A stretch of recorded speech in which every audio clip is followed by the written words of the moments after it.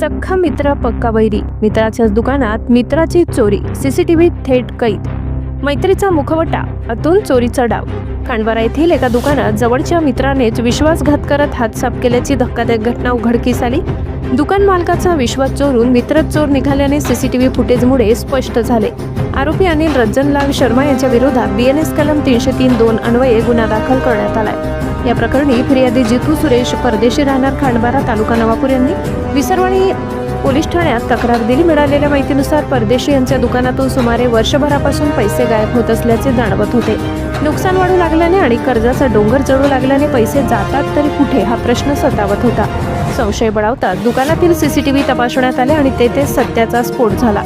आपलाच जवळचा मित्र अनिल शर्मा दुकानात पैसे काढताना स्पष्टपणे कॅमेऱ्यात कैद झाल्याचे फुटेज समोर आले। अंदाजे 70,000 रुपयांची चोरी झाल्याची चर्चा आहे। मित्रानेच हात साफ केल्याने कळताच परदेशी यांना प्रचंड मानसिक धक्का बसला। या घटनेने खांडबारा गाव ढवळून निघाले असून चौकाचौकात गल्लोगल्लीत एकच चर्चा, सख्खा मित्रच पक्का वैरी। नागरिकांमध्ये तीव्र संताप आणि हळहळ व्यक्त होत आहे। या प्रकरणाचा पुढील तपास विसरवाडी पोलीस ठाण्याचे उपनिरीक्षक देविदास वरगुडे करीत असून पोलिसांनी सीसीटीव्ही फोटो व व्हिडिओ ताब्यात घेत पुढील कारवाई सुरू केली आहे।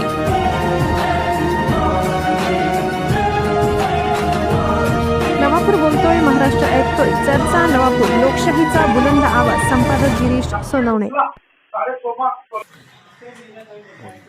हे माझ्या दुकानावरचे सीसीटीव्ही फुटेज आम्ही आता बघितले।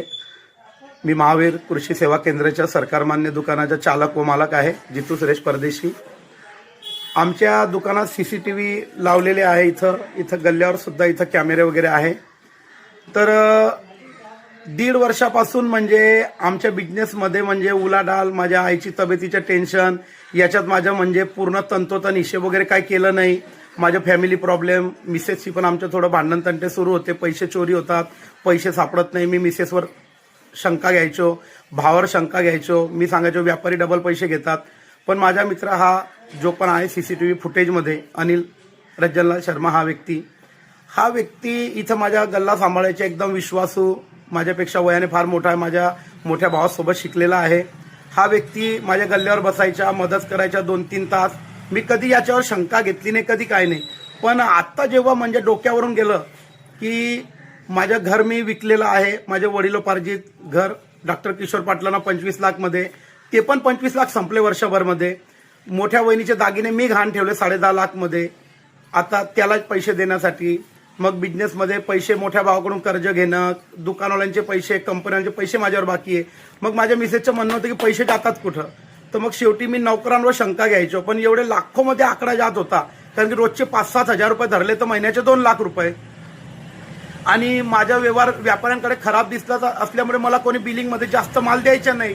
विशिष्ट लोकच मला बिलिंगमध्ये माल द्यायचे, तर मग वरती आणून तो माल द्यायचा, त्याचा काही हिशोब येत नव्हता। तर ही व्यक्ती जेव्हा मी सीसीटीव्ही कॅमेऱ्यावर आम्ही नजर ठेवली आणि आम्ही सीसीटीव्ही फुटेज लिकेज म्हणजे आम्ही चेकिंग केले, फुटेज काढली, तर त्याच्यावर आम्हाला एकदम मानसिक धक्का बसण्यासारखं झालं की ज्या व्यक्तीला आम्ही दैव समान मानलं, एका ताटात जेवण करायला लावलं, त्या व्यक्तीने एका दिवसात 3 वेळेस चोरी केलेली माझ्या इकडं। आणि ते पण या प्रकारे गल्ला आहे माझ्या इकडं दिसतोय तुम्हाला, सीसीटीव्ही फुटेजमध्ये पण आहे। जसं की आता तुम्ही पैसे दिले मला 5,000, हे असे ठेवले, तर ही व्यक्ती माझ्या नजर चुकून असे पैसे असे खिशात टाकलेले आहे। तरी मी 8 दिवस पुन्हा व्हिडिओ पाहिले, तर त्या व्यक्तीचं सातत्यपूर्ण काम चालूच होतं। आणि मी शेवटी म्हणून तक्रार द्यायच्या मागे पुढे करत होतं की तो व्यक्ती भांडण लावणारा आहे, सामाजिक तेढ निर्माण करणारा आहे। सर्व लोक मला आता बोलायला लागले होते, मी तरी हिंमत नाही केली। आता माझे घरचे एकदम दडपणाखाली की ते लोक आणणार, मारतील, घरात घुसून मारायची त्यांची ऐतिहासिक पार्श्वभूमी पण आहे या व्यक्तीची। हा व्यक्ती प्रत्येकाला गैरसमज करतो। आमच्या व्यापारीमध्ये भांडण लावलं, मला गेल्या वर्षी मार खाऊ घातलं, मग कंप्लेंट करायची, तक्रार करायची, आणि याच व्यक्तीने आम्हाला म्हणजे त्या तक्रारीतून बाहेर काढायचं।